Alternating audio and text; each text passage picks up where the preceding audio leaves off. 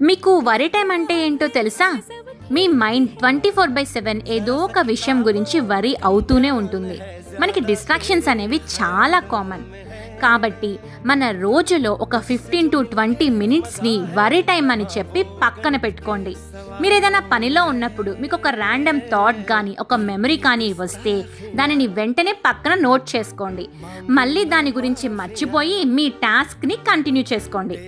మీ worry time వచ్చినప్పుడు మీరు పక్కన కూర్చొని మీరు రాసుకున్న అన్ని వర్రీస్ని ఒకటి తర్వాత ఒకటి వాటి గురించి ఆలోచించండి. ఆ టైం అయిపోయిన వెంటనే మీ వర్రీస్ అన్నిటినీ మూటగట్టి పక్కన పడేయండి. అంతే, మీ డే మళ్ళీ రెజ్యూమ్ చేసుకోండి. ఇలా చేయడం వల్ల మీ డిస్ట్రాక్షన్స్ని వర్రీస్ని మీరు కంట్రోల్ చేయగలుగుతున్నారు. వర్రీస్ని హోల్డ్లో పెట్టి మీ లైఫ్తో బిజీ అవ్వండి. వర్రీ టైంలో మాత్రమే వాటి గురించి ఆలోచించండి.